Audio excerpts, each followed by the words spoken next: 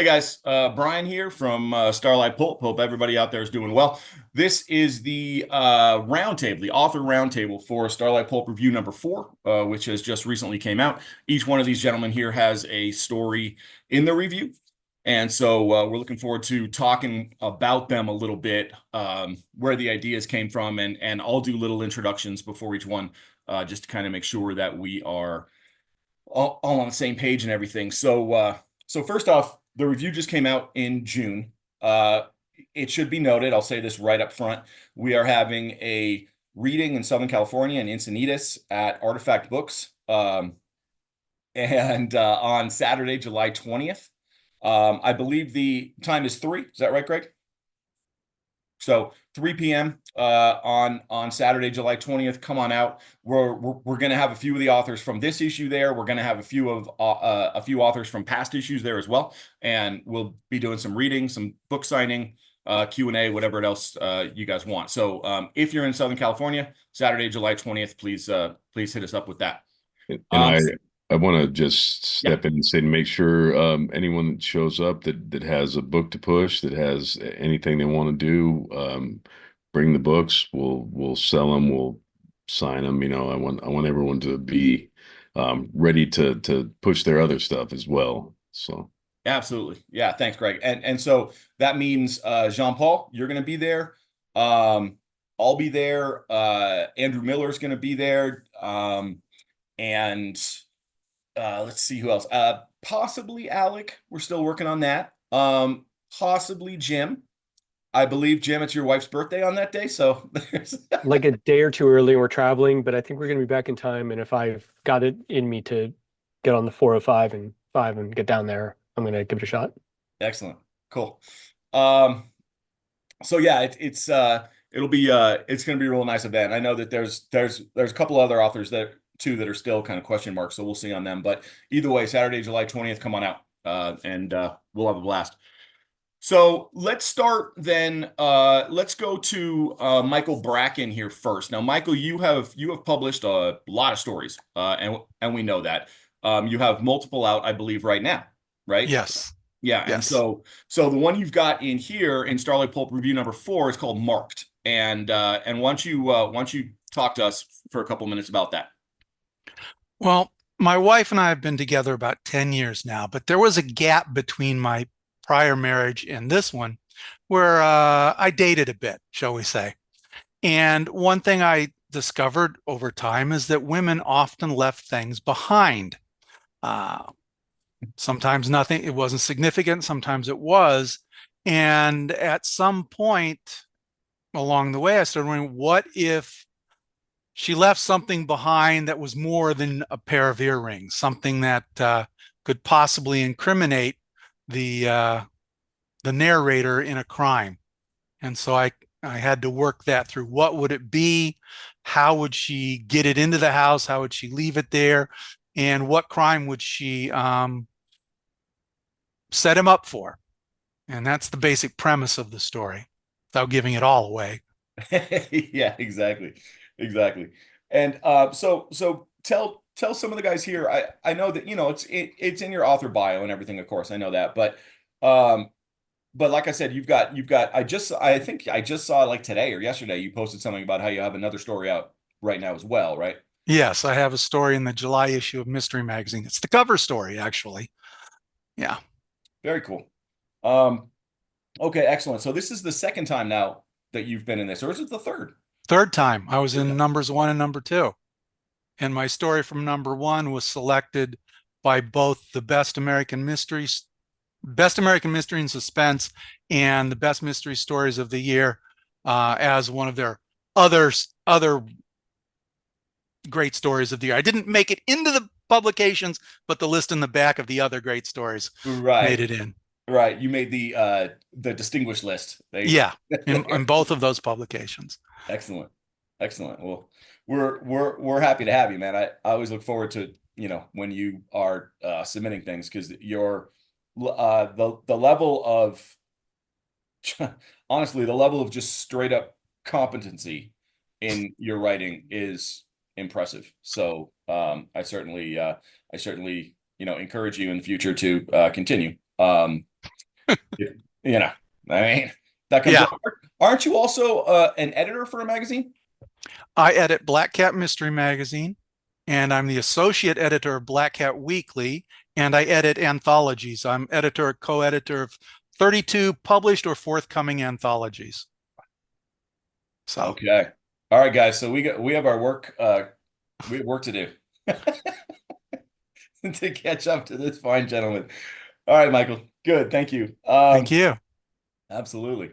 So Jean-Paul, let's go over to you. And Jean-Paul, you've got it's called Supper's Ready, right? That's right. I know that's at least part of it. And Supper's Ready is probably the most direct, straight up sci-fi in this. Even though it's short, I want to say it's only 3-4 pages, but it's a funny little little story that really kind of I found myself the sci-fi angle that it has is interesting. And that's kind of what makes some of the humor, right? When it comes to the supper itself. But why don't you talk to us for a little bit about where that came from and whatever else you want to add. So it's definitely a satirical piece, and one of the reasons I write a lot of different genres, but one of the reasons I love writing science fiction is communication problems can be a really central issue. And I mean, people have a hard enough time communicating with each other, let alone trying to figure out how to get on with an alien species and the vast variety of customs. There's certain things I think all species probably enjoy or at least have to partake in, food, sex, that kind of stuff. So those are always fun themes. And I thought for this particular piece, I'd take on food and sort of do a satire on these dark dinners that people do, or, you go on a blind date, but it's literally blind and you eat in the darkness so that you can't judge each other by looks. And so I sort of just did a 180 pivot on that. What if you could see through the people that are eating, and and just how kind of revolting it would be. I mean, who knows the variety of other species, how they eat, and that would probably be difficult already. But I figured, why not take that to its logical extreme, and deal with the communication barrier through something as simple as feeding each other. Sitting around a dinner table and eating. So it's an attempt at comedy. Comedy's notoriously difficult to write. I'm more comfortable in satire, but that's not always going to get the guffaw out of people. And so just a way to explore those differences in customs and how many things could go wrong in attempting to communicate. In this particular story, it's a whole bunch of different species getting together, and just how many things could possibly go wrong there, which is many. The language barriers would be difficult, but then customs barriers could be even insurmountable. The story was written as part of a with my writing group, Write Club, and we throw some prompts around. I don't even remember what the prompts were on this, but I had recently read something about those dark dinners and thought, what a ridiculous idea. I don't want to eat in the dark. And so why not blow that out of the water and get ridiculous with it, and set it in a sort of embassy setting where the stakes are high. So that was a fun way. Sci-fi is a great place to explore those kind of ideas, because you can sort of take human issues and blow them up to enormous issues, where a galactic war could be at stake for fucking up, for instance. And it's a lot of fun to write science fiction for that reason. Particularly when I'm leaning into satire. Sure. Well, first off, I just want to point out, I can't speak for everybody here, but by about page 2 or 3, I was actually laughing out loud when I read this originally. And the one of the things I want to say though is I was just in your shop, maybe 3 weeks ago, a month ago, something like that. And by the way, for those that don't know, Jean-Paul runs Space Cowboy Books. He's got the sign there behind him, which is in Joshua Tree, California. So if you're out there in the desert, stop by. It's a great little shop. But one of the things that you said when I was out there that I thought was interesting, because I hadn't thought of it this way, is we were talking about Westerns, and I love Westerns.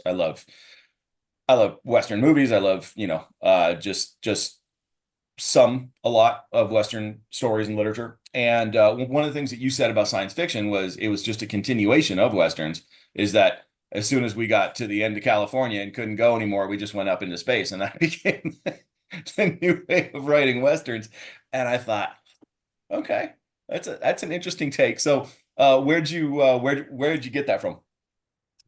So, I mean, space, a frontier, just like the West was. But both forms of literature were born in the magazines, in the dime novels, we get a lot of the early Westerns, or frontier tales as they were originally called. And that's where science fiction started appearing too, not in the dime novels, but the Penny Dreadfuls for horror, and then the pulp era for science fiction. And when you read early 20th century science fiction, not the scientific romances, not the Verne and the Wells and all that stuff, but when you read the early science fiction, before it was even called science fiction, it was called super science or weird tales, or we had a lot of different terms for it before science fiction was coined. They're essentially Westerns. I mean, read the Mars books by Edgar Rice Burroughs, and the first chapter is a Western. And I think that it was a pretty natural transition as we sort of ran out of frontiers on this planet to start looking further afield into outer space as our new frontiers. And I mean, watch Star Wars. That's a Western. It's a Western story. It's more of a Western than science fiction, in my opinion. And that's not a criticism at all. But the genres, like all genres, kind of hold hands in different ways. A lot of the writers were writing both, especially in the pulp era, where you're getting paid so poorly, you had to crank stories out, and there's only so many magazines in each genre, so you start writing in all of them. And I think we still see this today in some science fiction. Obviously, all the genres have grown, but we see more and more hybrid. We're seeing more Weird West, which is more of a mix of fantasy and Western. And that's just a lot of fun. And I mean, living out here in the Mojave, it's like, to get inspired to write Western, you just got to look out the window, basically. I mean, that's why I wrote my first Western novella, was sitting on my porch going, there it is, how to tell that story. And science fiction similarly, as soon as we're dark skies out here, as soon as it gets dark, you look up at the universe, and it's kind of hard not to be inspired by that and go, shit, if every one of those is a sun, what's happening around them? And what happens if we end up at the same frontier line together? What's going to go wrong, basically?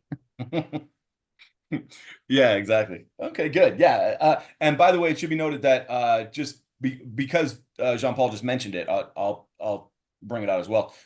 He and I both have Western novellas coming out in the fall, in the first book by Starlite of just novellas. There's 4 novellas, one by Alec Cizak, who's here as well.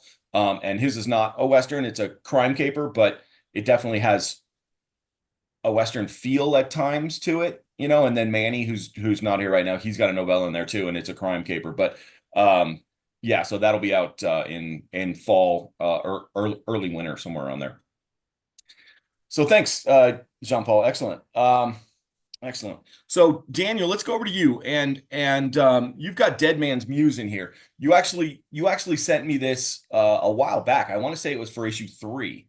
You sent this, and I just, I love the story. I just thought it was a strange fit for that issue for whatever reason. It just didn't seem to stick. But I knew I liked the story, so I said, hey, can I keep it around, and I'll look at it for this next issue.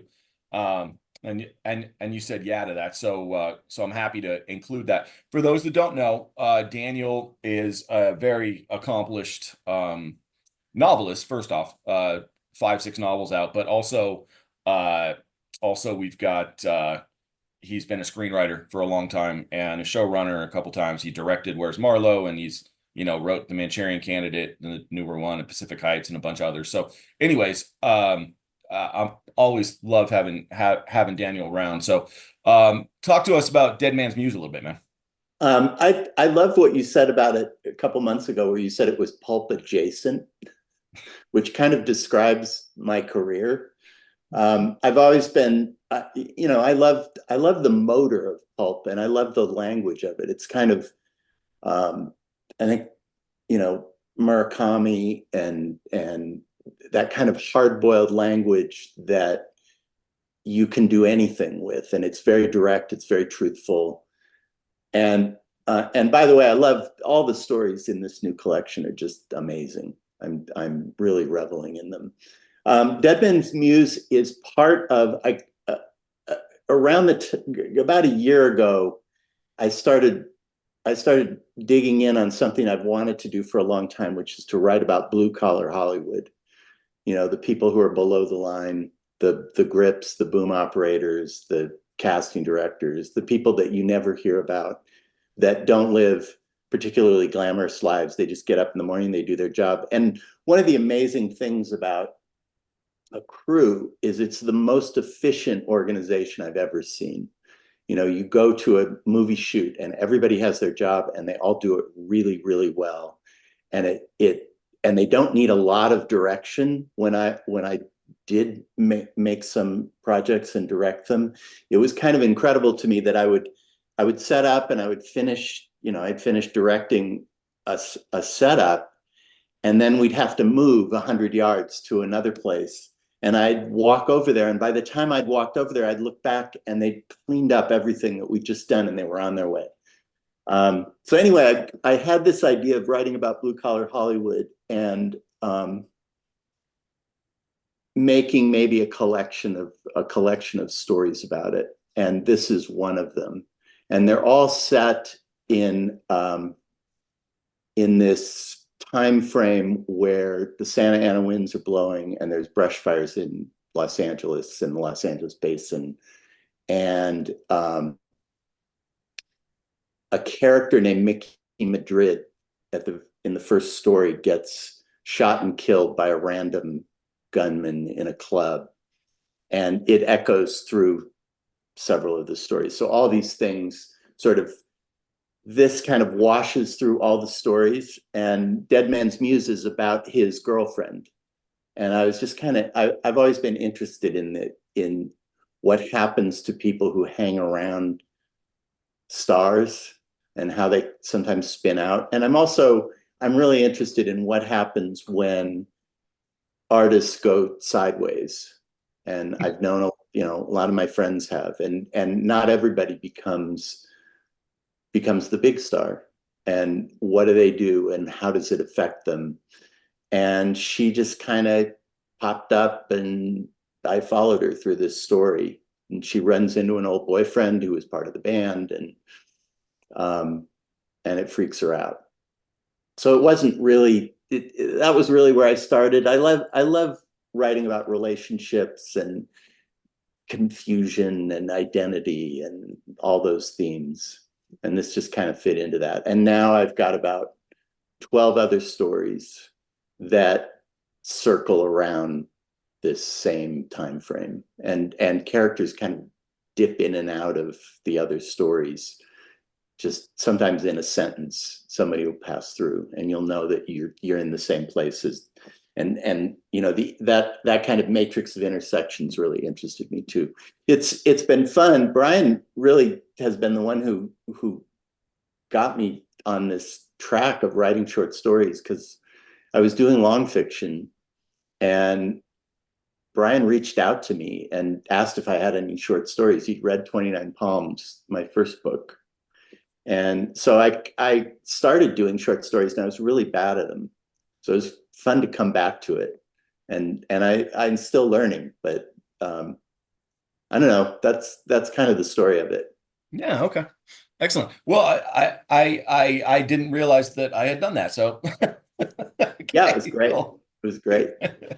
But yeah, I reached out to Daniel at one point because I just randomly saw him on Instagram, and I had read 29 Palms, which was Daniel's first book, and I loved it. I just absolutely loved it, and I thought, oh, okay, you know, I'll reach out and see if this guy's still writing. And honestly, Daniel, when I did, I had no idea that you were a screenwriter or had done any of this other stuff at all. I honestly didn't. I just knew you had written 29 Palms. So that was it. And so I liked your fiction. I liked the voice. It's very it's nuanced and very smart throughout. And so I asked about the short stories. I didn't realize I was starting on something there. So that's great. These 12 stories that you've got, are you looking at potentially for a book with those? Yeah, I think we'll see. I mean, yeah, that was the idea. And to try to put them in a kind of order. Actually, the first story I wrote, which is much longer, kind of became a novella, almost veered into novella. And I took 3 stories and I interwove them. And then I realized that I could split out the next ones. So the first one kind of grounds everything, and then they scatter out from there. And it ends with a giant rainstorm that puts out the fires and causes landslides. Just like every year in LA. Which I was gonna say, which happens in LA. Okay. Yeah, good. Okay. Thank you, Daniel. Um let's go over to Jim. Jim is also a filmmaker. You've made now what is it, 7 independent? I think I'm working on number 9 if you count Okay. documentaries now. I think I'm not sure. Okay. Yeah. We've lost count. Yeah. Yeah, I know. And you're working on one right now, which is that the Mandro Media one, or am I? Yeah, the Mandromeda. Yeah, I just finished shooting that. We're still doing a couple pickups here and there and stuff like that. But that's my kind of decided to break away from producers for a little while and kind of just raise a little bit of money, just do something on my own with no oversight. Do that black and white film. I always wanted to do something arty and do something that I'm not focused on. Some of you guys will know, like, what's the character arc, what's the journey, what's really just tell a story. And it's really sort of a throwback to the indie films that were inspiring me when I got out of college, like Dogma, or not Dogma, like Clerks and Night on Earth and films like that. Interesting. Okay, cool. Well, so this one is this one's Cannibal Space City, right? Which, by the way, has maps. Which has Super maps. excited about getting maps in there. And this is a character that you have talked to me about a little bit because you want to write a series of these too, right? I'm not sure how far along you are at this point. Yeah, this is the thing that I wanted to do. Like, this is the character I found. And I'm like, I want to follow this character through a whole series of stories. It started, there was a call at some point, like, I don't know, like 4 or 5 years ago, for like groovy 60s detectives. And it was an anthology that was going to come out, and I think it did. And I didn't get my story done in time for it, unfortunately, but Jim? maybe fortunately. Jim? I edited that. I was just about Really? to say that was Michael. Heck yeah. Well, I thought you seemed familiar. Wow, okay, that makes sense. Michael, sorry. Yeah, sorry I didn't make it into yours, but I guess things work out for a reason. But it was such a cool idea. And I like the idea of taking detectives out of this, 30s, 40s, 50s pulp classical, the image that we all know, and moving them forward. And I gotta get that anthology and check it out because I know some of the people who did stories for it, and they're great talents. Any case, yeah, I didn't get it done in time. And sorry, guys, my setup is my camera's over here and the computer's over here, so that's why anyway. um but the idea was, because I'm a big space nerd, I'm a big fan of NASA and the moon, the journey to the moon in the 60s and whatnot. And when that prompt came in, it was 60s, I was like, what about something set on at Cape Canaveral, on Merritt Island down in Florida, that's about the people that live there, like the kind of swamp culture people that live there, as NASA's coming in and building the Space Flight Center and launching the rockets and everything and changing everything, changing the culture, changing the ecosystem, the natural swamp world, all that stuff. And that was kind of the jumping off point. And then it was the idea of, like, I'm a big animal guy too, so it's like, what about a detective who has a dog too? Like I like that idea. And Cyrus Major was born. It was just this idea, also, like, to have an African American lead character in the 60s during the civil rights era, who's going to encounter all sorts of obstacles beyond what a Caucasian detective would in the 1960s in the South, right? And it's one of those things where once I started going, I was like, no, this world works. This whole cosmology makes sense. And there's a lot of different stories you can tell in them because I do horror movies as well, and I do some sci-fi stuff. So this first one, Cannibal Space City, is sort of the introductory story where Cyrus is first introduced to his counterpart at NASA as they're building the space launch facility. And there's a mystery that's going on at NASA at the time, and there's also missing children in the swamp, like the people who fish and work in the swamp area, that he's got to solve too. And the one leads into the other. So this one plays up pretty much like a straight mystery, but from here we get into like mer people, like kind of creature from the Black Lagoon inspired stories. We get into conquistador treasure, all that. It's like just it's one of those things where through this conduit I get to, I think, play with a lot of the pulp tropes and everything that I really love, that I grew up watching movies and reading books. And it's just fun. I wanted to do it almost like almost like they're children's stories. Um, uh, there's a series, and I can't remember the name of it now, and I just bought it. There's a series of like kids stories, like kids books about an astronaut in the space program that came out in the 60s, and they were like approved by NASA. Matt Mason or Matt, anyway, I don't know. That I read, my brother had one, and I read when I was little. I remember thinking like it's so neat to have this alternate version of what happened with NASA. Like, there's rocket launches that we didn't know about that were secret and all that stuff. So this is just it's that chance to combine all the things I like together into a melting pot and mix it all together and kind of see what happens, and have it be wonderfully pulpy, have like the stories be zany, have it be fun. But again, almost have it be kind of simple, almost like a kid story, and yet terrible, awful things are described that should not be in any kind of a kid's story too. So it's almost like the story you read when you're a kid you can read, but you shouldn't be allowed to, and that's kind of the enjoyment I've been having with it. Sure. Yeah, no, I see a lot of those elements in it. Um and another thing you added to all of that into the mix, of course, is that Cyrus is African American, and this is in the early 60s in rural Florida. Right, So right.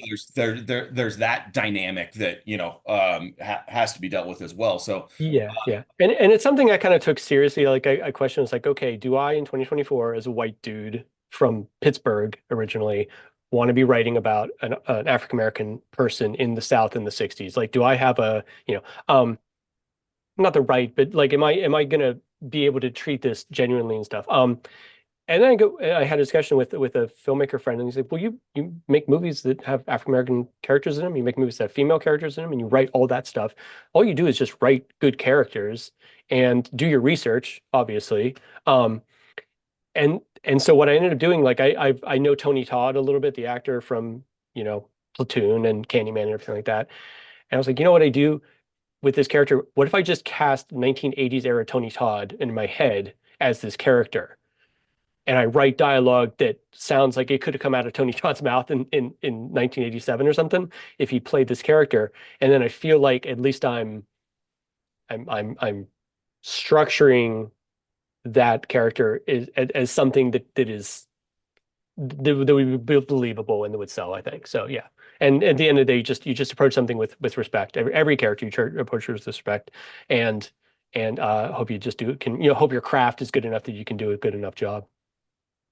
yeah, yeah, of course. And is this okay? So as Cyrus Major Mysteries go, right?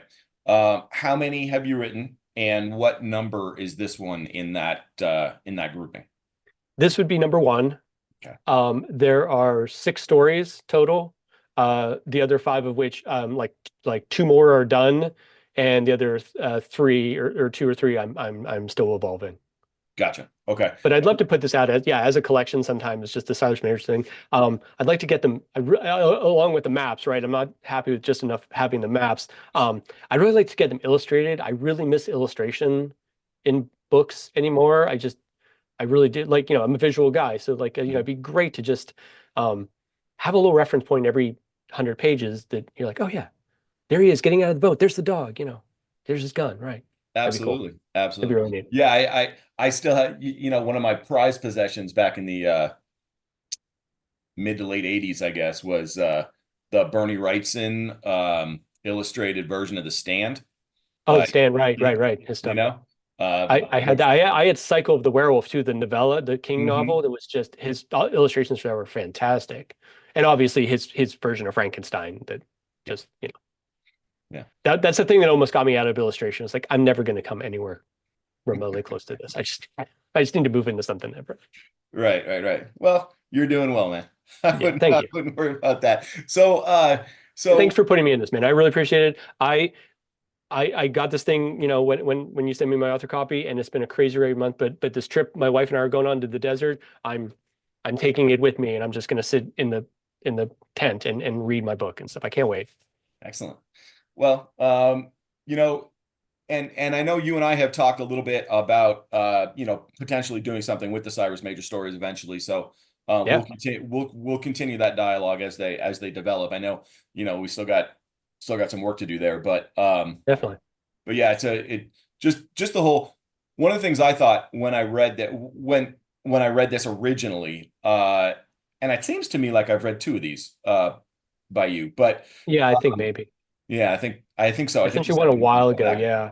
But one of the things that I thought was just so interesting and so kind of fresh in some ways is that, the whole Cape Canaveral early 60s Florida thing going on, it's kind of, it seems kind of untouched in a lot of ways in terms of storytelling. So Yeah, kind of. That was my thing too. It's like this is so rich for stories, right? And no one's kind of done it. It's such a, I don't know when else like an entire city got built within another city, kind of. I know it's obviously happened, but like in this way, we were like, and it's like you're dealing with the pinnacle of technology and very cultured, intelligent, educated people.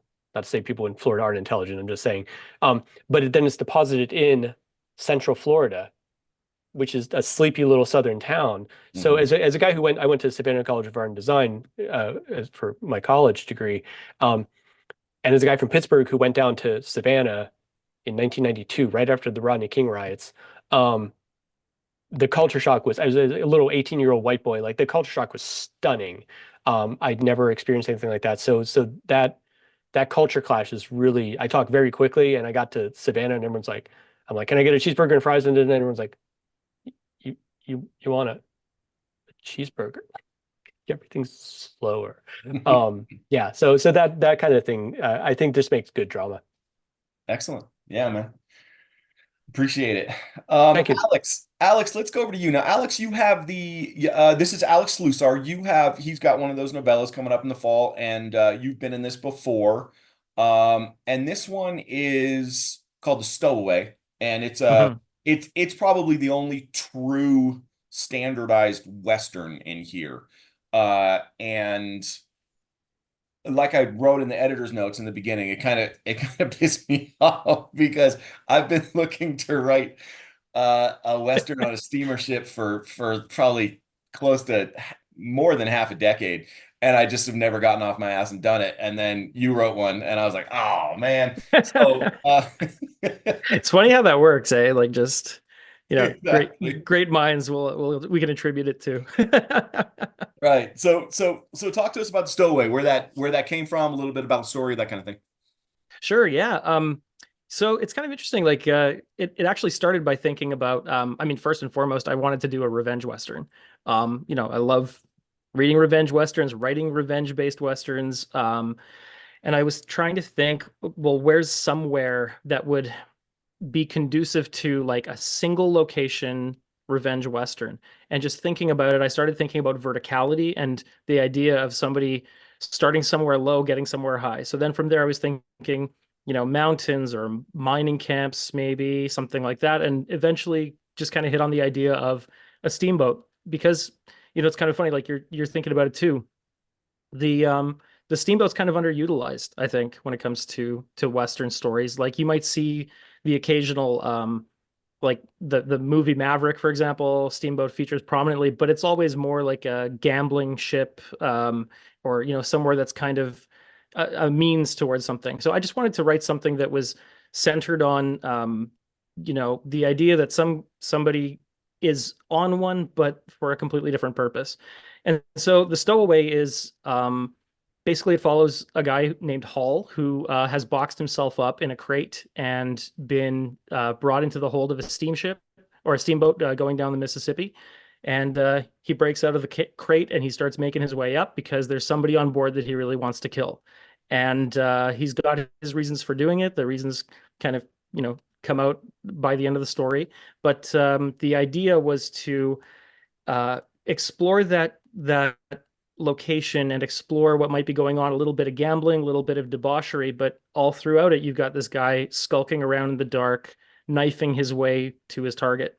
And so that was the genesis of it. And then of course exploring some of those themes when it comes to revenge, like, is it really worth it in the end?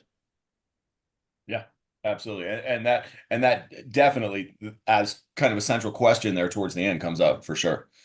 Mhm. For sure. Yeah, and it's kind of interesting too, because as far as location goes too, like Westerns are not typically Southern set or have the Mississippi feature very strongly. That was something I wanted to explore as well. Just a location change.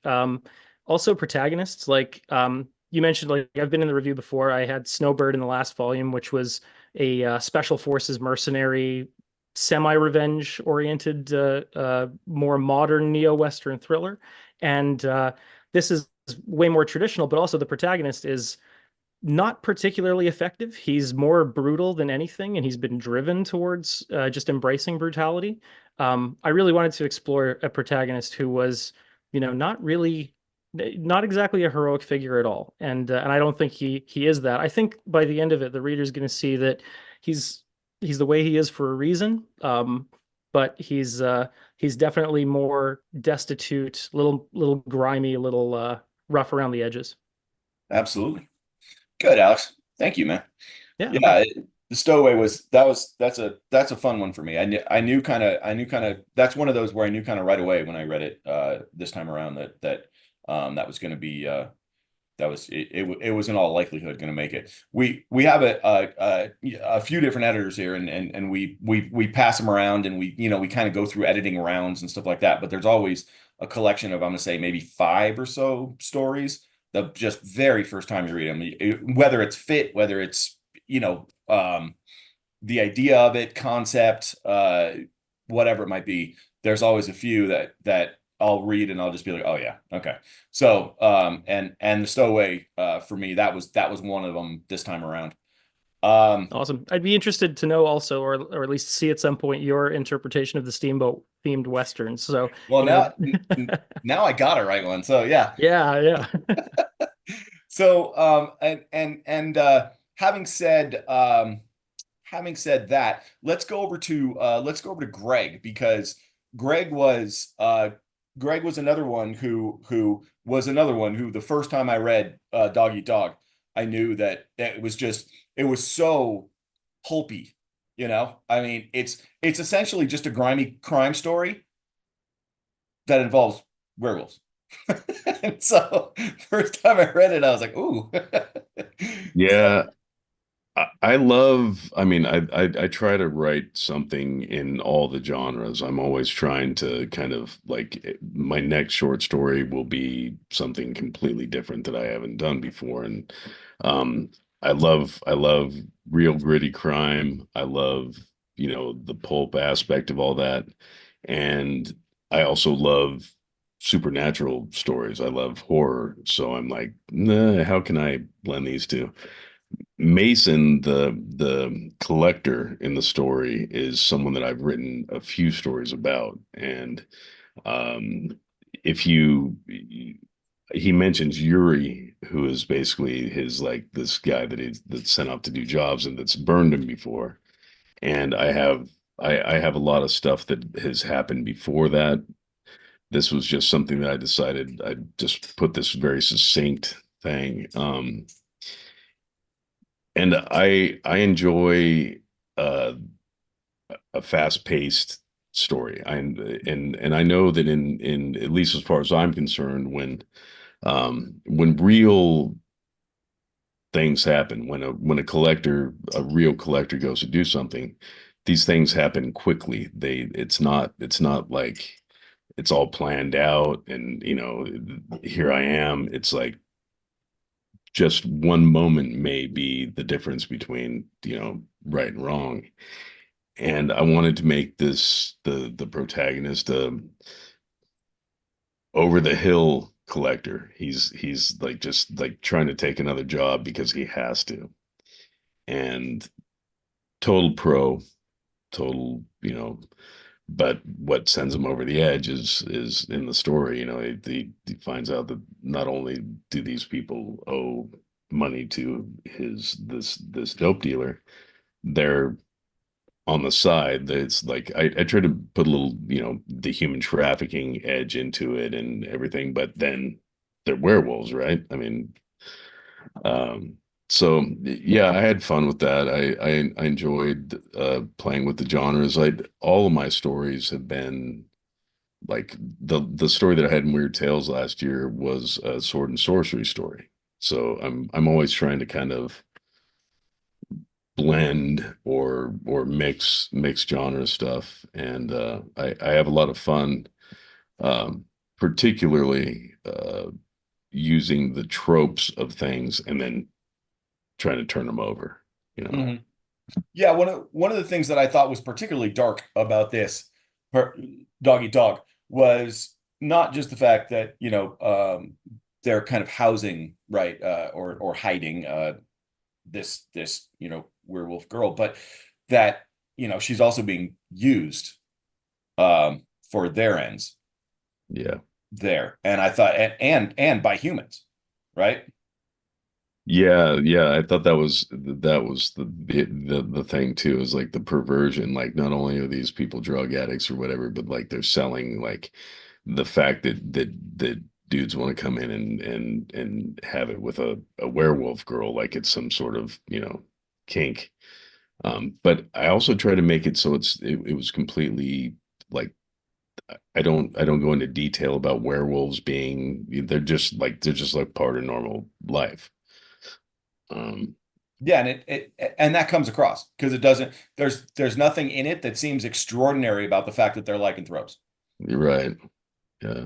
So, Um, but I read in all the genres. I try, like I said, I try to write in all the genres. I'm writing a dark fantasy right now. I mean, like something completely stuff that I grew up on. I loved reading that stuff as a kid.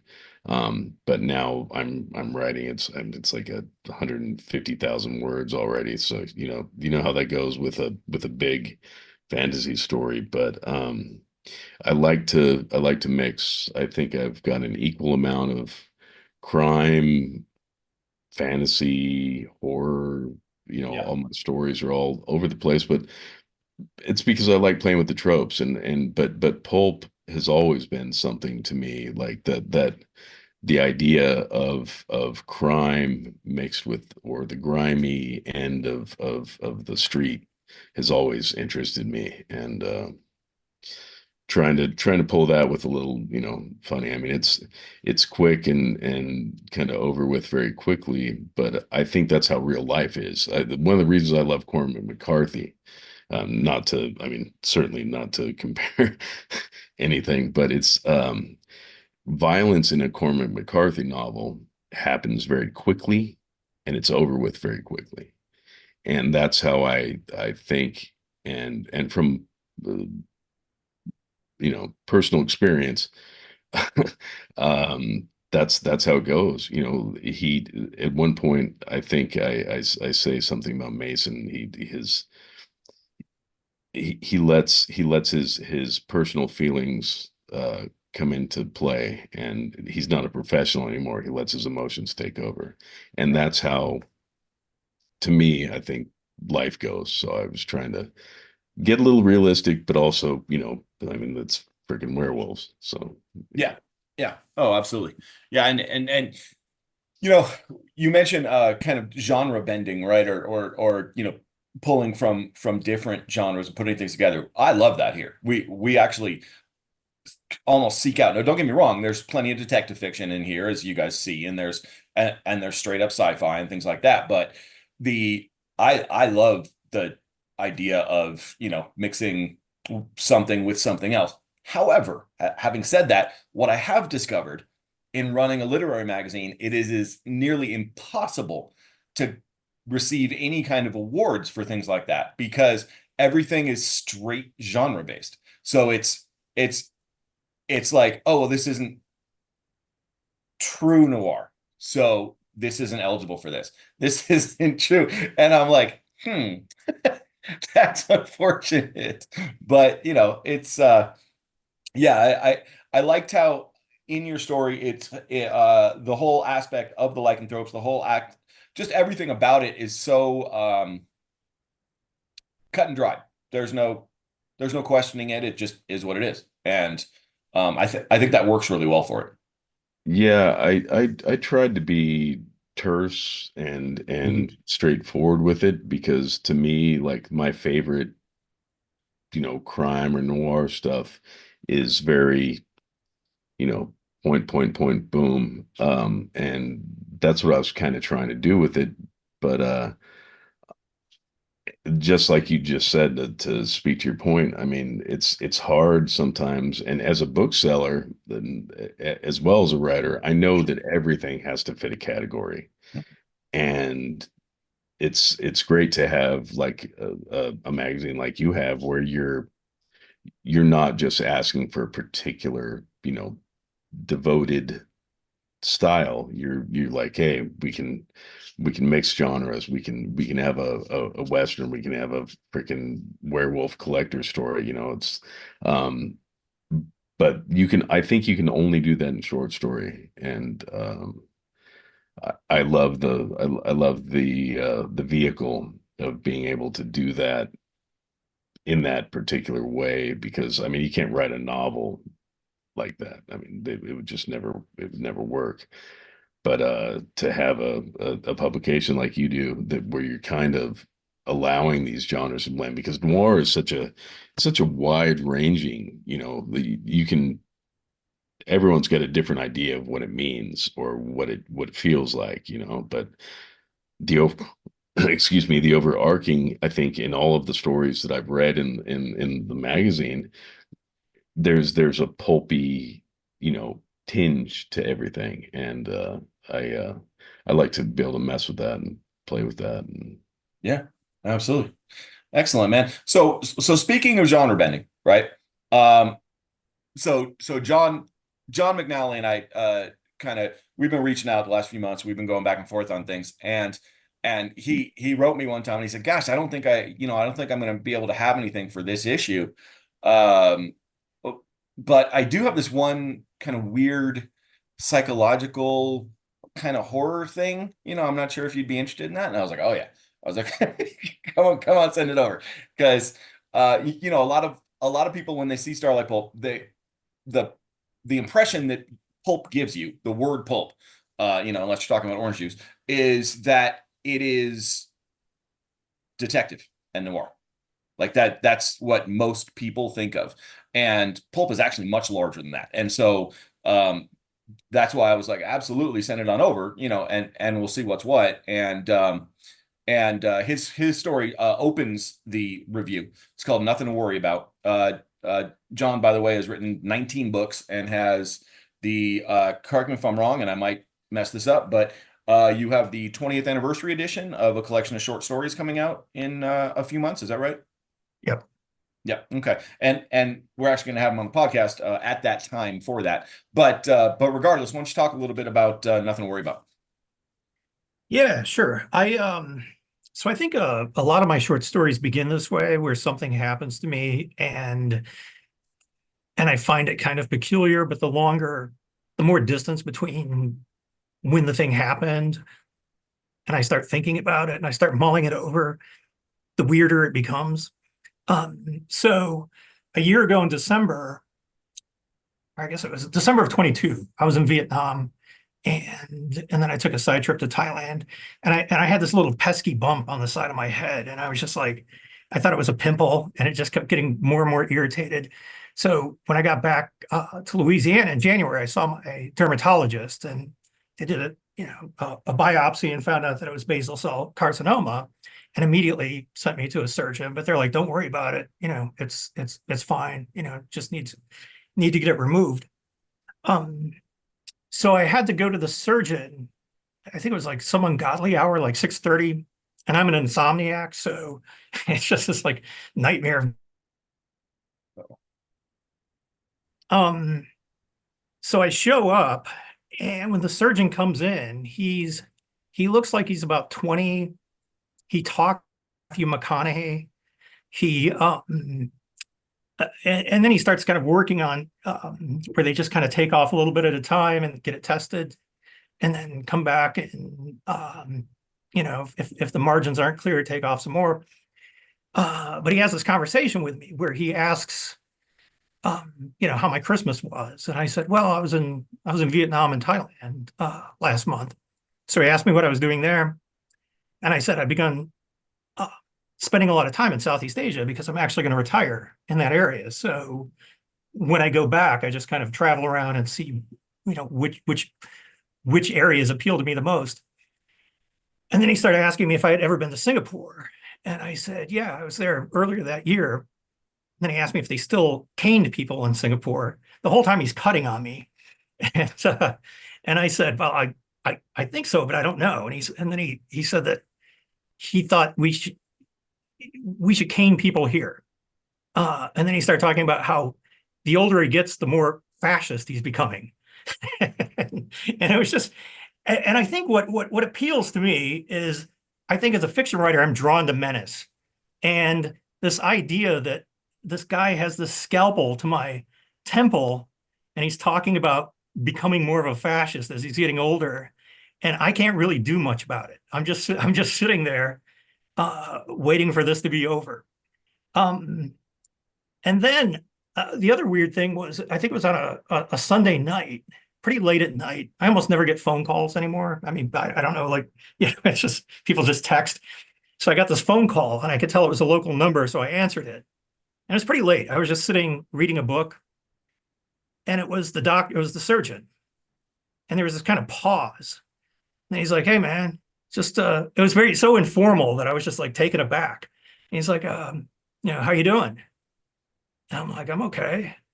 And he's like, any problems, anything?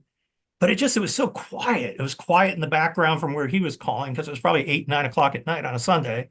It's quiet in my house. And I was just really unnerved by the whole thing. Just again, thinking about it from sort of a fiction writer standpoint.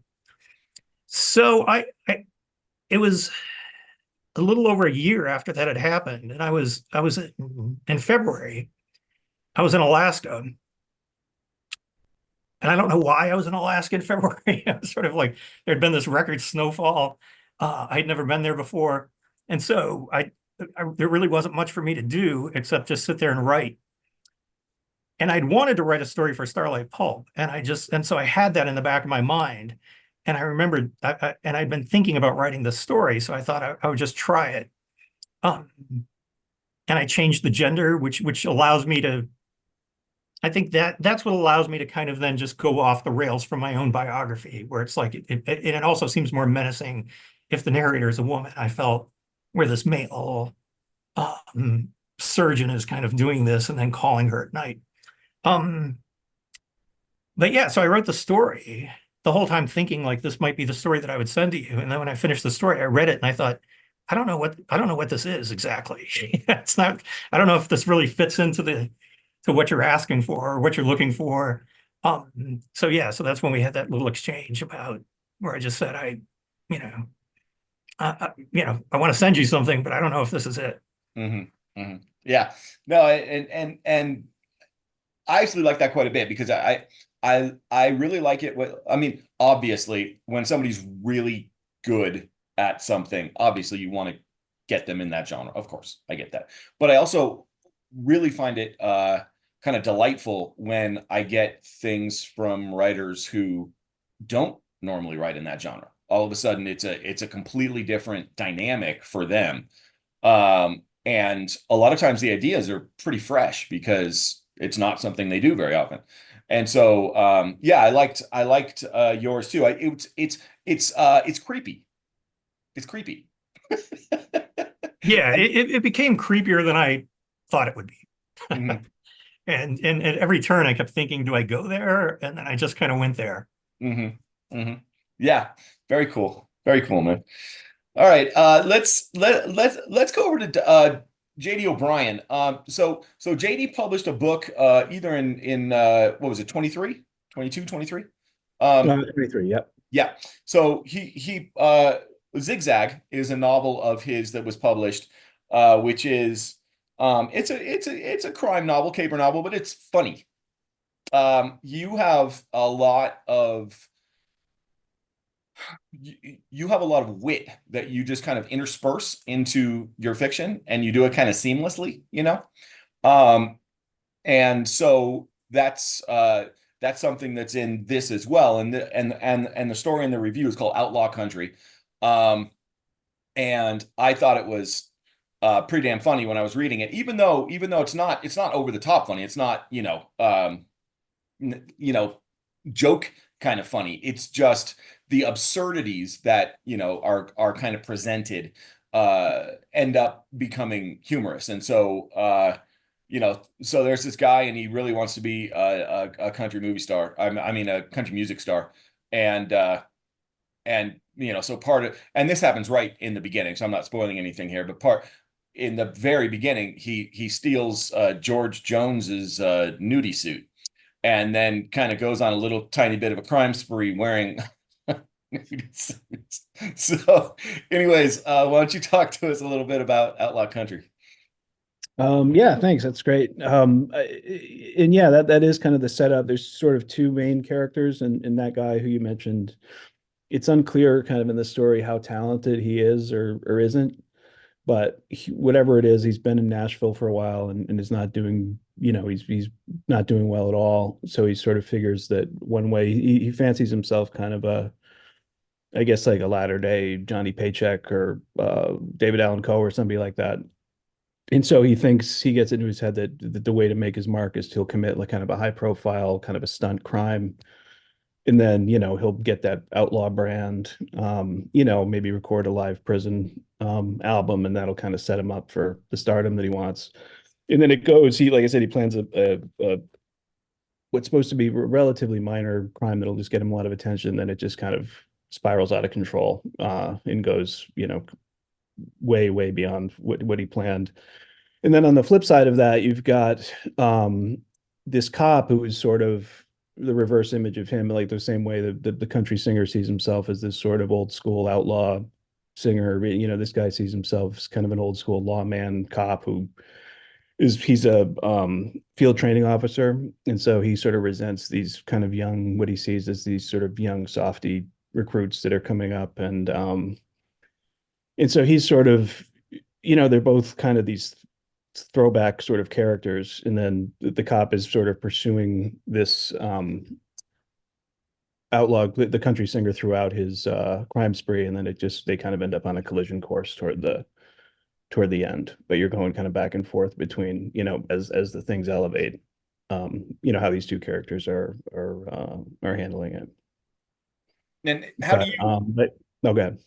How do you approach humor in your writing? Is it something that you just don't think about, that you just kind of add it in because it's a part of the normal way that you are thinking and narrating in your head, or is it something that you add in specifically sometimes?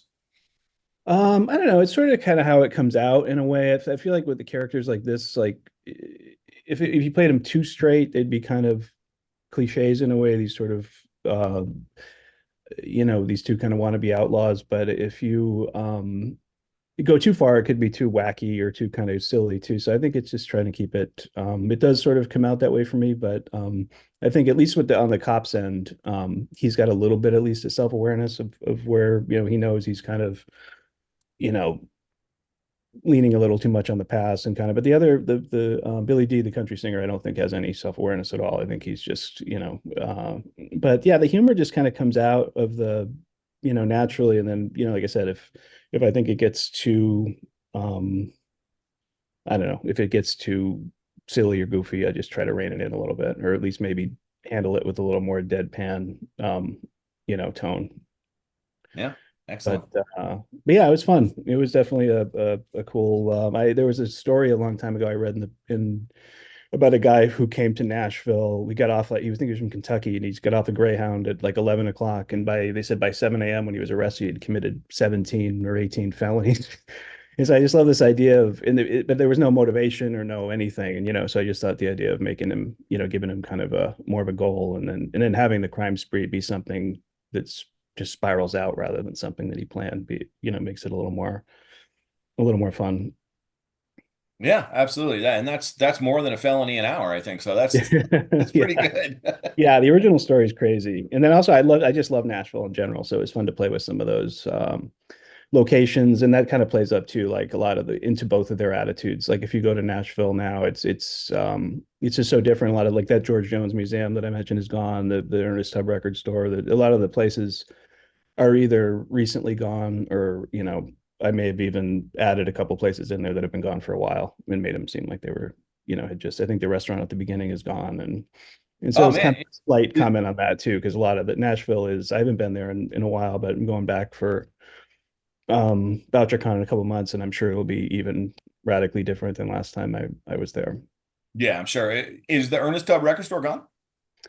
I think it's still physically there. It's not open. I heard that they're trying to reopen it, but it was just such a like it's just such an iconic thing when Mhm. you see that sign and the spinning marquee and stuff. And Yeah, I have a magnet from that record store on my fridge. oh yeah, I've got like a trucker hat I think from there that I love. But yeah, it's so that part of it was fun too because Nashville is a cool I mean, I'm sure it's still great I'm excited to go back, but it's definitely one of those like Austin or it's definitely one of those cities that just changes and fast forward kind of.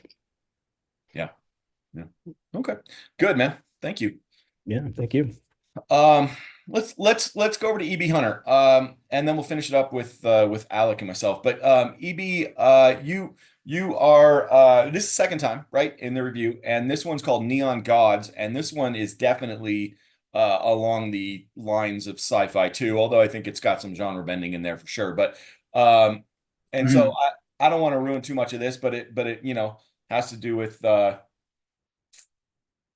Raw and ISIS and things like that in modern day Atlantic City. So why don't you talk about that a little bit?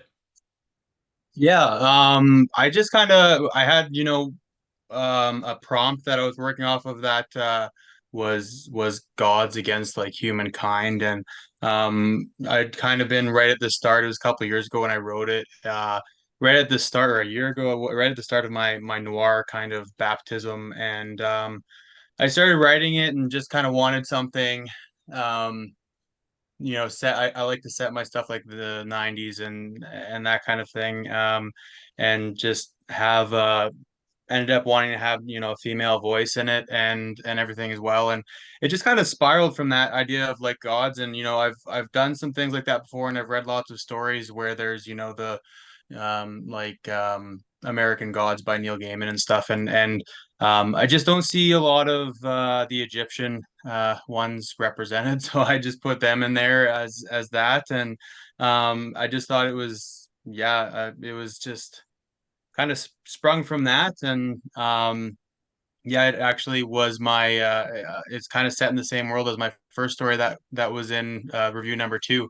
He actually references in that story the Golden Bird Casino where this event happens. I don't know if you noticed that or not, but so that's kind of happening shortly after this happens. So but yeah, it just kind of came from that, and I just started writing, and it just kind of came out. And I was like, what if it was somebody who kind of worshipped that, or like, her dad in the story loved Dick Tracy and that kind of thing. And, it kind of rubbed off, right? So that's kind of where it came from. And I like, we talk about genre bending, and I just like mixing things and experimenting with short stories, and it's just a format that you can really do that with. So that's kind of where that came about. Yeah, excellent. Very cool. And I have a question for you, and I'm putting you on the spot here, but I'm just curious. Because every person's different, every writer's different. when you sit down to write Neon Gods, how long does it take you? Is that a week, So it 2 weeks, 3 weeks? Yeah, like it was kind of a weird thing because I was on a trip down to Edmonton and wasn't able to sleep in the hotel room and started writing it. And then kind of got a bit of a voice for the character, and then when I got home I finished it I think it was about a week. And then you just kind of set it on the shelf and then go back to it after. But yeah, I think about maybe a week, 2 weeks to write that one. Yeah. Yeah. Okay. That's what I figured. It's so interesting always hearing the different little paths that these go on. You know what I mean? Because for some people it takes them, they'll go back to it and it'll be 2 years before they're done with it. And for other people it's, you sit down for 3 sessions and it's done in, less than a week. So it's an interesting and many of you probably have both of those examples. That's the interesting part about it, right? Is some just kind of sit on the shelf and you start them and you never quite know what you're going to do with them, and then you go back to them and boom, they something comes from them. And then others, they're like fully formed. They just kind of pop in and you get them down. So it's interesting. Thanks, EB. Yeah. My apologies. I got knocked offline there, so I'm No back. worries. No worries. So Alec, let's go over to you. So Alec, you have Genius in a Bottle in here, Tom Boyle mystery, um so this one I wrote this somewhere. I don't remember where. If it was, maybe it was in the editor's notes. I don't know. Anyways, I wrote it somewhere, but I thought that in many ways, I've read your collection of short stories that just came out last year, Nobody's Coming Home, and enjoyed that quite a bit. And I like your short fiction, but I feel in some ways like this one might be the best of what I've read of yours so far. I really enjoyed this one. Obviously Tom is a character who has a little bit of substance abuse issues, yeah. And so, or at least in the past or present, or actually present, I guess. And so why don't you talk a little bit about the motivation for it, where it came from, and the Tom Boyle character, because if you're going to put a Tom Boyle mystery on it, then obviously there's others, right? So talk about that a little bit too. Well, the Tom Boyle character, that was a story I wrote in like 2008 called Darklands, and I dug it up like 2 years ago, and I thought, well, this is pretty good. I like that clipped hard boiled language, that sort of Raymond Chandler and I can't remember the name now, Dashiell Hammett, that kind of stuff. They say that like to exercise your prose skills, you should write poetry a lot. And I'm a terrible poet, but I think like writing hard-boiled fiction is a good substitute because you have to say a lot with fewer words. You can't be like a literary writer and spend, 3 pages describing a water faucet. And so the Tom Boyle character is something that I like to kind of revisit, and it satisfies a few needs. Like I want to preserve what Indianapolis was like in the 1990s, because it's totally different now. And I don't know if it was better then or better. I'm not saying anything like that. I'm just saying it's very different. And so this story came about kind of the Roger Corman way. I one night I just came up with this title, Genius in a Bottle, and I looked it up, see if anybody had used it, if there's any significant use of that as a title, and I couldn't find any. So then I started fashioning the story, and I thought about when I was in high school and college in Indianapolis. Almost every girl I dated, their father either worked for Allison's Transmissions or Eli Lilly. And one girl that I dated told me in the early 90s that Eli Lilly had like 2 or 3 good drugs to deal with AIDS, but they wouldn't release them because they couldn't figure out the best way to make it profitable.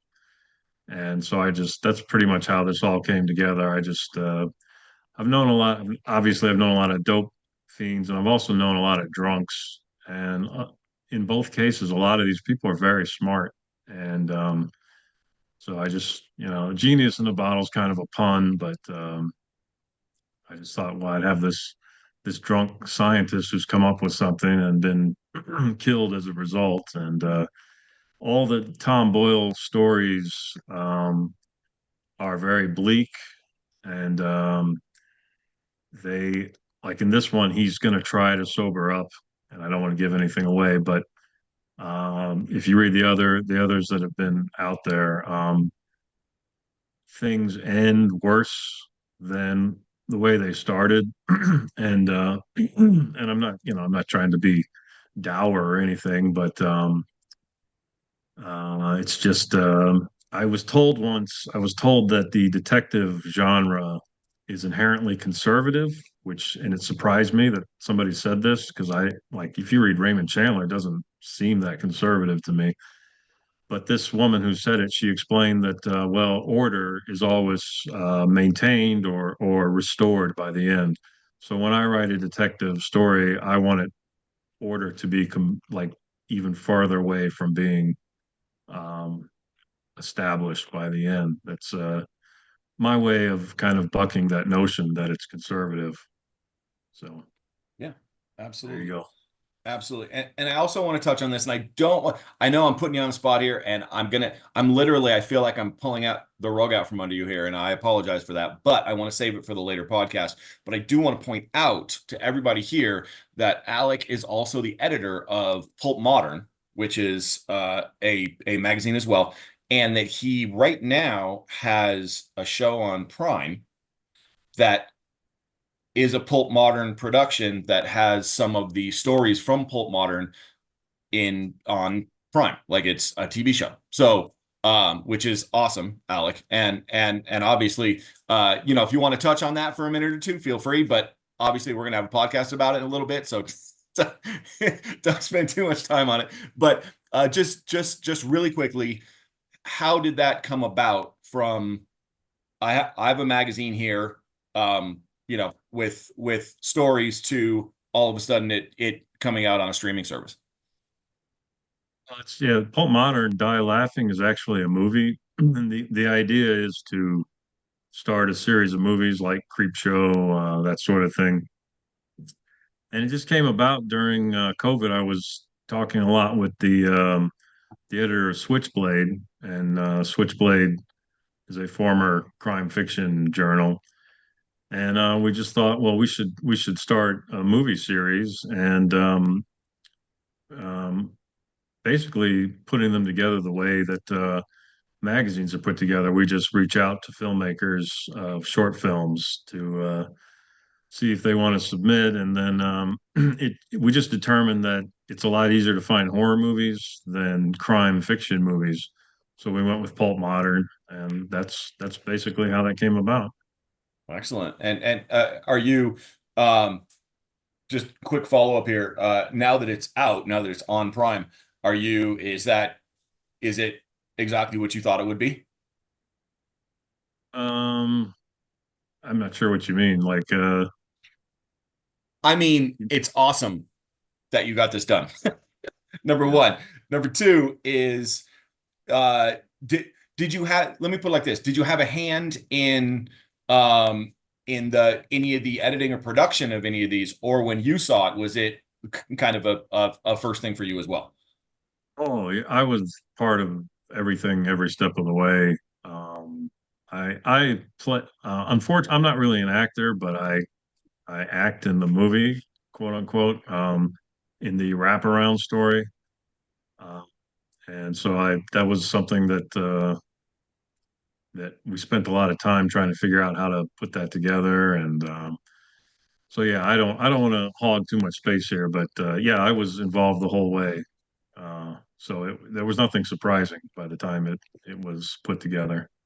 Gotcha. Well, that's awesome, man. I look forward to chatting about it at some more length, but good stuff. And then real quick, I think I want to make sure. Let me take a look, but I think we've gotten everybody here. Yes, we have. So just real quick, for myself, I have the Sweet Science Blues in here. It is a Sonny Haynes story. It's the first Sonny Haynes story that's been in a review now, which is cool. For me, just because he's a character that I've written a lot, and like Michael mentioned before, one of the stories made a Best American Mystery Stories in 2019. And he's a character that I love writing. He's a fucking blast to write.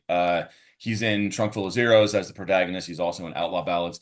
So there's 12 stories in that, and then I've got a few others that are sitting around. So he's a lot of fun to write. It takes place in 1952. This one in Palm Springs, and and uh, and it's funny because a lot of us up here, and we talk about genre bending, we talk about all this stuff, right? We talk about the dynamics of getting somebody out of their comfort zone and all that stuff. And here I am writing straight up fucking early 50s detective fiction. just like full bore, just head on, let's go. And of course, for some people that's it's old and outdated. For others, they still love it. For me, it's a challenge and it's fun just because growing up and watching, not watching, but reading Marlowe and Spade to some degree, certainly Continental Op, big fan of those. And I just there's something about that era that I just love writing about. It's not that the world was perfect back then. It was far from it. It has nothing to do with that. It's just there are aspects that I just have an absolute blast with writing in the 50s. Oh, another one I should include without question are the Easy Rawlins novels by Walter Mosley. Just a huge fan of those. And so just like Mosley with the first, I'm going to say 5 or 6 books at least. But it's like 6 or 7, 8 books in before he really gets to the 60s and things like that. And with Sonny, I'm taking my time because Trunk Full of Zero starts in 51. All of Outlaw Ballads is 51 and 52, and this one is 50. I don't know how much Sonny can get done in 1 year, but I need to move on to 1953 and 4 here soon. But the point is that I just have an absolute blast writing these, and so and I hope that comes across in them because huge fan of the genre and just something that I just it's a real it's a little bit of a love affair, not just with the character but with that whole world. Brian, I think they feel modern. What I love about them is they're not just standard 50s pulp detective stories. They have this, you've taken this weird angle on this great weird angle on Sonny, and I'm always surprised by the stories. They don't go where you expect them to, and they don't resolve in the way that traditionally a 50s detective story would resolve. And I think they're contemporary. Not to argue it, but not at all. No. That's what I love about it. Yeah. So I appreciate that. And I think your setting is totally unique too. I love the desert city stuff and everything. It's the stuff I haven't. So much noir is set in urban kind of jungle, and you take it out of that in this setting that we all kind of know a little bit through Sinatra and Elvis footage and stuff, but you make it this, the underside. I think it's fantastic, man. Well, I appreciate that. But and you're right. And they probably don't resolve in a lot of the ways that the 30s, 40s, 50s fiction did. But yeah, I just have a blast with the character. In Palm Springs, I just, when it came to me to write in Palm Springs in the early 50s, it was just like a, like we all get them sometimes, but it was just like a lightning bolt. It was like, whoa, wait a minute. Like, I can early 50s in Palm Springs, you had the Hollywood group because there was the 90-mile rule or whatever it was, where you couldn't be more than 90 miles from a set, and Palm Springs is like 83 miles or something. So you had all these Hollywood elites going out when they were offset or had a break from filming, and you have the mob out there, and it's seen as a quote unquote neutral area, because you had multiple families out there, so they knew they there were no open contracts and things like that. So you have the mob kind of behaving for the most part, and then you have the Hollywood set, and you have a burgeoning gay community that's been there for a long time.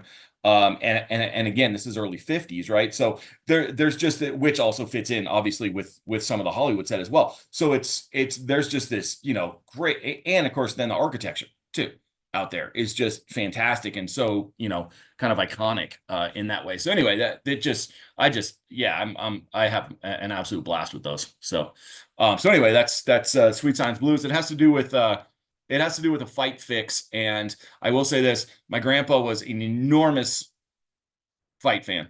Grew up with the point, guys. I grew up where if a fight was on and grandpa was watching the fight, you had to crawl under the TV if it was during a round. Like there was no, you didn't. And so huge fight fan. But what was always hilarious about him is that, as far as he was concerned, there was never a fight that wasn't fixed. Every single fight was fixed. Like, he was absolutely sure. And of course, we know that some of them were, but Sonny Liston and a lot of others. But the point is that I just wanted to kind of throw my hat in the ring, right one with that kind of had the fight game in the back, and had a blast with that. So okay, so let's go ahead and kind of open it up. If anybody at this point has questions for one another, comments, anything that you want to throw out there, now would be the time for that. So anyone?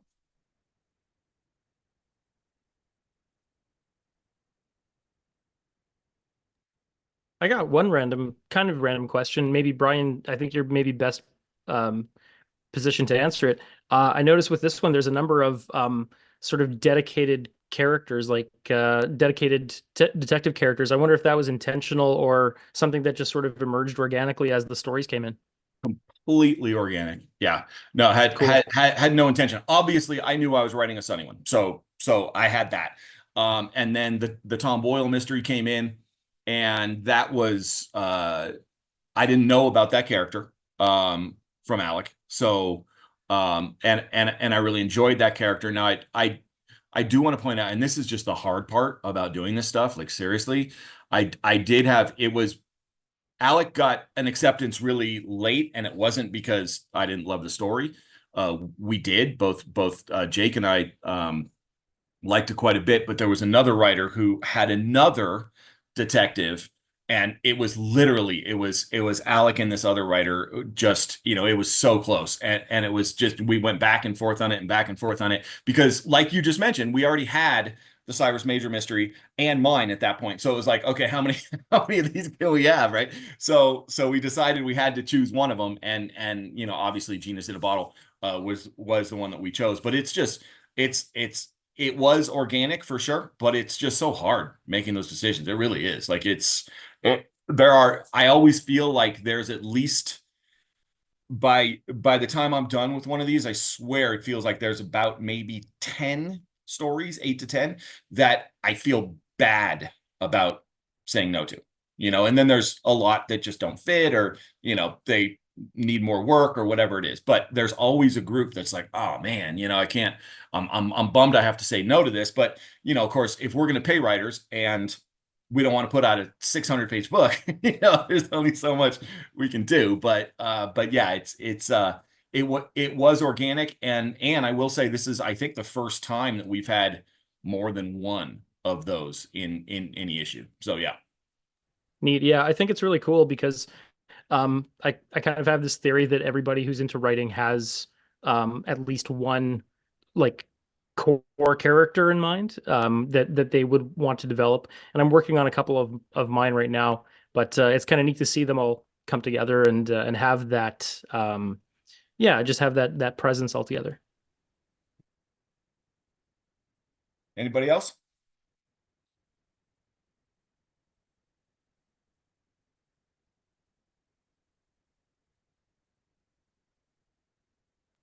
Well, I'll just say that I thought that the selection of all the stories, I mean, you're talking about, a few detective stories and whatever, but there is kind of an overarching, I don't know if you purposely do that or whether it's just, like you said, natural progression. But there is, through reading the stories, there's kind of a through way that's cool. I mean, and it's there are a lot of collections or that come together that mm, they it goes up and down. It's hard to read through, and as a reader, I really enjoyed the kind of the flow that you had, and I think that's important when you're putting together a piece like that. So I mean, props to you for editing it and being aware of kind of the flow that it needs to happen. It's not a novel. It's a bunch of short stories, but it still has to have some sort of like common ground. I thought that was incredible, or just a good job as editors. You guys did fantastic. Okay. Yeah, I appreciate that. The way I always look at it, and I've said this on another podcast, I think, but the way I always look at it is it's kind of like putting an album together, and you want to make it so that they're not constantly clashing up next to one another. Like you want to build kind of a flow. So the first story I always choose, I want something that kind of is an eye opener, which is why I chose John's story this time. In and in some of the last, you'll notice the same thing. A lot of times there's a twist at the end or something that's just kind of creepy that just kind of gets you there, and then we'll usually follow up with some little bit of crime and sci-fi, because what I do like to do over the first like 5 stories is have multiple genres represented, so that kind of sets the tone, so that we don't put a sci-fi story as the first non-crime story 6th or something and it's jarring. So we try to kind of mix it in like that, and then usually the last story is, not always, but for the most part, one of the longer ones. And you see that on a lot of albums too, where they'll put kind of a longer, almost more mellow kind of thing at the end. And I knew Jim's story, the Cyrus Major stories, actually, since I've read 2 of them, Jim, they're both pretty long, right? Like they're both Yeah, they're 25, they 35 run, page. yeah, something like that, more than 10,000 words or something like that. I mean, they're decent, Yeah. because I want to make it a mystery, right? It's the trick of, like, when I go back and read like a lot of Chandler's short stuff, like Red Wind and stuff like that. And some of the stories that sort of he did early and then merged into some of the longer stories. He, like, took stuff from them. Yeah, I mean, you want it to have twists, and for it to have twists, it has to go X amount of time so that your character can go down the dead end and stuff like that. So yeah, they're all about that length. Yeah. Yeah. So that's kind of how I look at it when I'm putting them together. Sometimes I think that and sometimes there's a misfire too, because like in the very first review, I think I chose a story that I like a lot. And it's by P. Moss, who is in Vegas, and he actually owns a couple of bars, including the one in the Punk Rock Museum now, which is super cool. But he it was one of those where I wanted to start off with a blast, but I got feedback from a few people that I want to say in like the first 3 pages, he's killed 3 people and gotten a blowjob and then blew her head off all like immediately. And it was for people opening the book, it's like, oh, okay. And I was like, yeah, okay, take notes. Yeah. And so but yeah, you're right. It's a delicate balance, because like, for example, I wanted to make sure that I didn't put these detective fiction pieces back to back to back to back, because you want that so that it still feels like an individual entity, right, when you get to it. So Well, and so now yeah. I have to write a story called 3 Dead Bodies and a Blowjob. Yeah, pretty much. Anybody else? Questions, comments? Not a question, but I should say that I read John's story well after a dermatology appointment while awaiting like a really almost exact same situation in the dermatology. He was not like your guy, but an odd, quirky kind of guy, and it almost did make me afraid to read on in that story, you know, but because I'm medically phobic and didn't want to see where it was going to go, but luckily it definitely did add another layer of dread to that story for sure.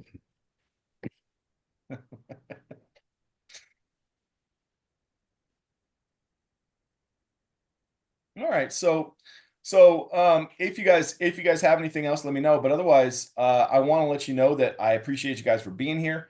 I am really proud of the fourth review, and so like I said, we will be in Encinitas on July 20th. Some of us here, so if you're able to do that, please come out. Otherwise, you can go to starlightpulp.com, get the book there. The review, you can also buy it anywhere else. I would certainly recommend bookshop.org if you're going to buy it online and not from us, just because at least some of the proceeds go back to independent bookstores, which is great. They also have copies at Artifact in Encinitas. We also have copies at Space Cowboy Books, who Jean-Paul was on earlier. That's out in the desert. It's also at the Desert General Store in 29 Palms and a few other places. But it is something that you know, not to give a big lecture here, but I'm speaking for all presses here. I'm not speaking for me.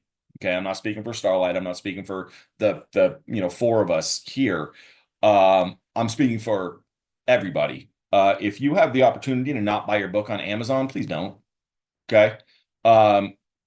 Amazon is convenient and good for what it's good for, but the amount of money, it's a little bit, Amazon's a little bit like a streaming service for musicians, where, we get a tiny portion of the sales of the book compared to buying it other places and certainly through us. And so, and you know who's getting paid for that?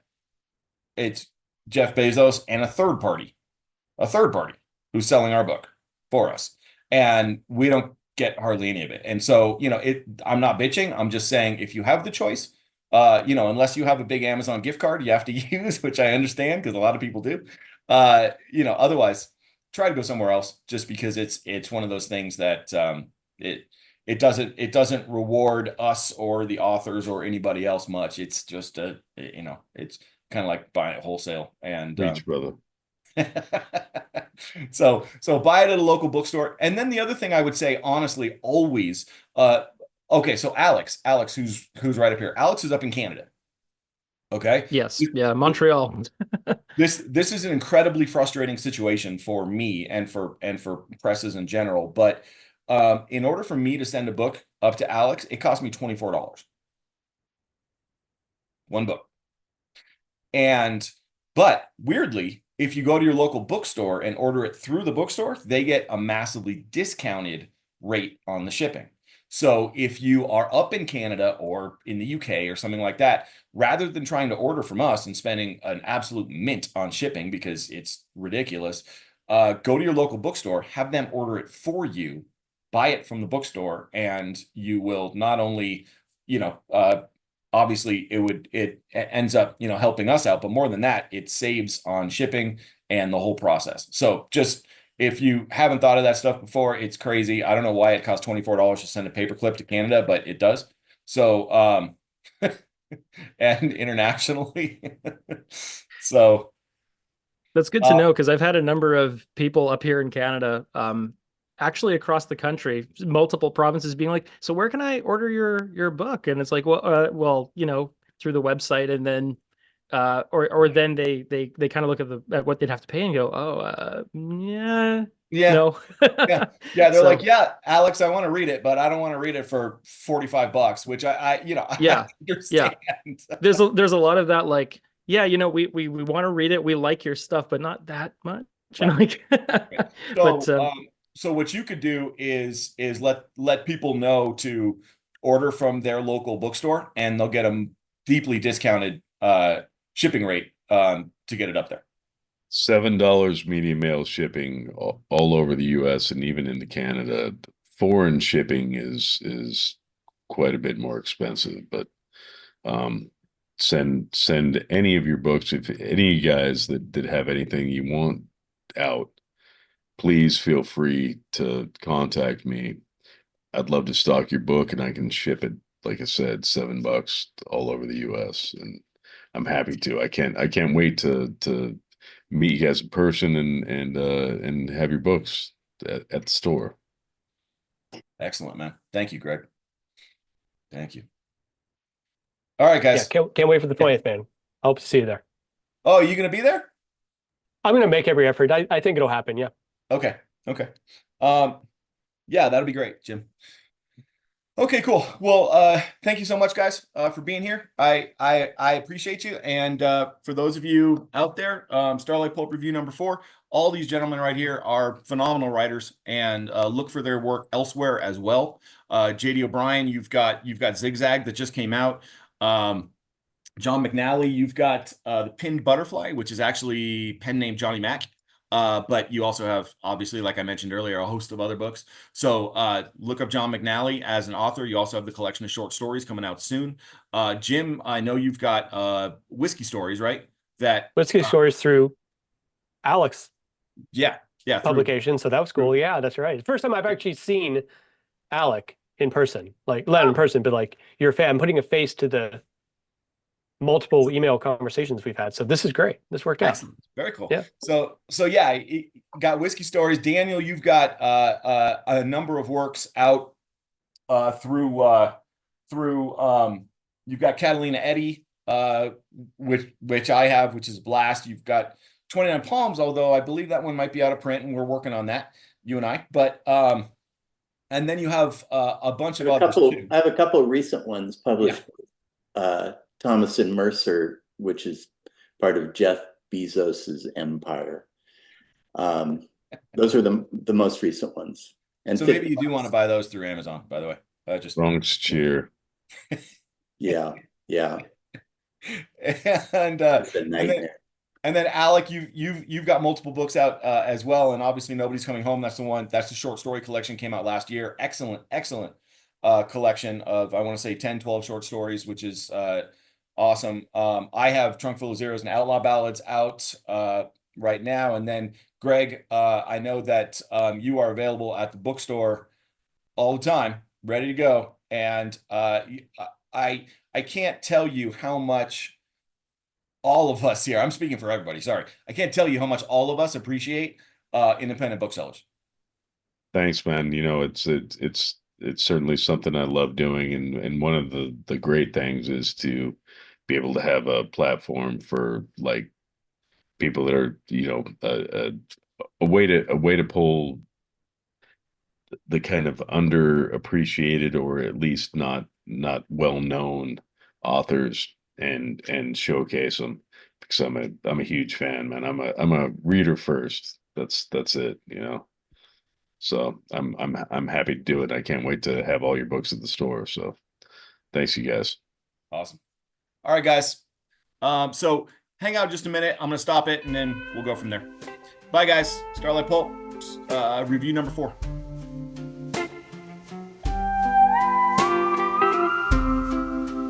In this topsy-turvy